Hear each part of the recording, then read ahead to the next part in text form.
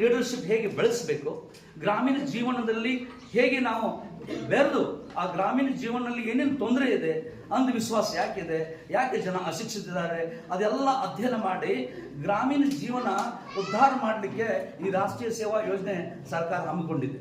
1969ರಿಂದ ಇದು ಸ್ಥಾಪನೆ ಆದಾಗಿಂದ ಬಹಳಷ್ಟು ಸಾಮಾಜಿಕ ಪರಿವರ್ತನೆನೇ ಇದರದ ಒಂದು ಬೇಸ್ ಇದೆ. ಸಮಾಜದಲ್ಲಿ ಪರಿವರ್ತನೆ ಆಗಬೇಕು. ನಿಮ್ಮಂಥ ವಿದ್ಯಾರ್ಥಿಗಳು ಹೇಳಬೇಕು, ಯಾರಿಗೆ ಆರಾಮಿಲ್ಲ ಎಲ್ಲೋ ಒಂದು ಕಡೆ ಮಾಟ ಮಂತ್ರಿ ಕಡೆ ಹೋಗಬೇಡ, ಇಲ್ಲಿ ದವಾಖಾನೆಗೆ ಹೋಗಬೇಕು, ಯಾಕೆ ಶಾಲೆ ಕಲ್ತಿಲ್ಲ, ಯಾಕೆ ಜಲ್ದಿ ಮದುವೆ ಆಗ್ತಾ ಇದೆ, ಮಕ್ಕಳಿಗೆ ಯಾಕೆ ಮಾಡಿಕೊಡ್ತೀರಾ ಅಂತ ಹೇಳಲಿಕ್ಕೇನೆ ನಾವು ನಿಮಗೆ ಕಳಿಸಿದ್ದು.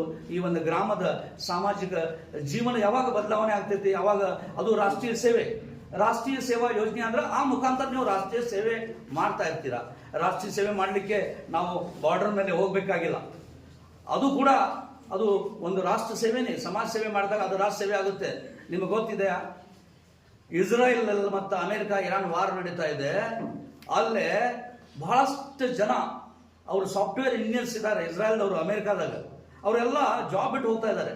ಅವ್ರು ಕೇಳಿದ್ರಂತ ಅಮೆರಿಕಾದವರು, ಯಾಕೆ ಬಿಟ್ಟು ಹೋಗ್ತಾ ಇದ್ದೀರಾ, ನೀವು CEO ಇದ್ದೀರಾ, ಬೇರೆ ಬೇರೆ ಕಂಪ್ನಿಯಿಂದ ದೊಡ್ಡ ಪೋಸ್ಟಲ್ಲಿ ಇದ್ದೀರಾ, ಈ ಜಾಬ್ ಇಂಥ ಲ್ಯಾಕ್ಸ್ ಟುಗೆದರ್ ಪ್ಯಾಕೇಜ್ ಇರುವಂಥ ಜಾಬ್ ಯಾಕೆ ಬಿಟ್ಟು ಹೋಗ್ತಾ ಇದ್ದೀರಾ ಅಂದಾಗ ಅವ್ರು ಹೇಳಿದರು, ಈ ಲ್ಯಾಕ್ಸ್ ಟುಗೆದರ್ ಪ್ಯಾಕೇಜ್ ನಿಮಗೆ ಮುಬಾರಕ್, ನನ್ನ ದೇಶ ತೊಂದರೆಯಲ್ಲಿ ಇದೆ, ನಾನು ಇಸ್ರಾಯೇಲ್ ಹೋಗಬೇಕು, ನನ್ನ ಆದಷ್ಟು ಸಹಾಯ ನನ್ನ ದೇಶಕ್ಕೆ ಮಾಡಬೇಕಂತ. ನಿಮ್ಗೆ ಗೊತ್ತಿದೆಯಾ, ಇಸ್ರಾಯೇಲ್ ಸಣ್ಣ ದೇಶ, 9 ಕೋಟಿ ಜನಸಂಖ್ಯೆ ಇರುವಂಥ ದೇಶ, ಇವತ್ತು ಬಹಳಷ್ಟು ಪ್ರಭಾವಶಾಲಿ ಇದೆ. ಅಮೆರಿಕ ಅದಕ್ಕೆ ಯಾಕೆ ಸಹಾಯ ಮಾಡುತ್ತೆ, ಅಮೆರಿಕ ಯಾಕೆ ಸಹಾಯ ಮಾಡುತ್ತೆ ಅಂದರೆ ಅಲ್ಲಿ ಇರುವಂಥ 267 ಬಿಲಿಯನಿಯರ್ಸ್ ಅವರು ಒಂದು ವೇಳೆ ಅಮೆರಿಕ ಬಿಟ್ಟರೆ ಅಲ್ಲಿ ಅಮೆರಿಕಾದಾಗ ಏನೂ ಉಳಿದಿಲ್ಲ.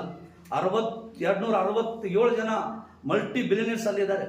ಅವರು ದೇಶಕ್ಕೆ ಟ್ಯಾಕ್ಸ್ ಕಟ್ಟಿ ಅಮೆರಿಕಾಗೆ ರಿಚ್ ಮಾಡ್ತಾ ಇದ್ದಾರೆ. ಸೊ ಅಮೆರಿಕ ಇಸ್ರಾಯೇಲ್ಗೆ ಸಹಾಯ ಮಾಡುತ್ತೆ. ಹೀಗೆ ಆ ಜನರದ ದೇಶ ಬಗ್ಗೆ ಕಮಿಟ್ಮೆಂಟ್ ಹೇಗಿದೆ, ಹಾಗೆ ನಮ್ಮ ದೇಶ ಬಗ್ಗೆ ನಾವು ಆಲೋಚನೆ ಮಾಡಬೇಕು. ಇವತ್ತಿನ ದಿನಗಳಲ್ಲಿ ನಾವು ನೋಡ್ತೇವೆ, ಯುವ ಜನರು ಡ್ರಗ್ಸ್ ಅಡಿಕ್ಟ್ ಆಗ್ತಾ ಇದ್ದಾರೆ. ಇವತ್ತು ಸ್ಟಾರ್, ಗುಟ್ಕಾ, ಸಿಗರೇಟ್ ಎಲ್ಲ ಬ್ಯಾಡ್ ಹ್ಯಾಬಿಟ್ಸ್ ನೀವು ಈ ಏಜಿಂದ ಕಲಿತು ಮುಂದೆ ತನ್ನ ಆರೋಗ್ಯ, ಸಮಾಜದ ಆರೋಗ್ಯ, ಮನಸ್ಸಿನ ಶಾಂತಿ, ಕೌಟುಂಬಿಕ ಶಾಂತಿ ಎಲ್ಲ ಹಾಳು ಮಾಡಿ ನೀವು ಬೆಳೀತಾ ಇದ್ದೀರಾ. ಅದಕ್ಕೆ ಯುವಕರಿಗೆ ಅವ್ರ ಶಕ್ತಿ ಚಾನಲೈಸ್ ಮಾಡಬೇಕು. ಅವ್ರ ಪವರ್ ಎಷ್ಟಿದೆ ನಮ್ಮ ದೇಶದಲ್ಲಿ, ಯುವ ಜನರ ಶಕ್ತಿ ಎಷ್ಟಿದೆ, ಆ ಶಕ್ತಿಗೆ ಒಂದು ವೇ ಕೊಡಬೇಕು, ಒಂದು ಔಟ್ಲೆಟ್ ಕೊಡಬೇಕು. ಇಲ್ಲಾದ್ರೆ ಯುವ ಜನ ಡ್ರಗ್ಸ್ ಅಡಿಕ್ಟ್ ಆಗಿ ಏನು ಮಾಡ್ತಾರೆ, ತನ್ನ ಜೀವನ, ತನ್ನ ಕೌಟುಂಬಿಕ ಜೀವನ ಹಾಳು ಮಾಡ್ತಾರೆ. ಅದಕ್ಕೆ ನೀವು ನಿಮ್ಮ ಅಕ್ಕಪಕ್ಕದಲ್ಲಿ ಇರೋರು ಜನರಿಗೆ ದಾರಿ ತೋರಿಸ್ಬೇಕು. ಅವ್ರಿಗೆ ಸರಿಯಾದ ದಿಕ್ಕಿನಲ್ಲಿ ನಾವು ಏನು ಮಾಡಬೇಕು ಅಂದ್ರೆ ಇದು ಮಾಡಬೇಡಪ್ಪ ಅಂತ. ಅದಕ್ಕೆ ನಾವು ರೋಲ್ ಮಾಡೆಲ್ ಆಗಬೇಕು. ನೀವು ಸ್ತ್ರೀಯರ ಪಾತ್ರ ಬಹಳ ಮುಖ್ಯ.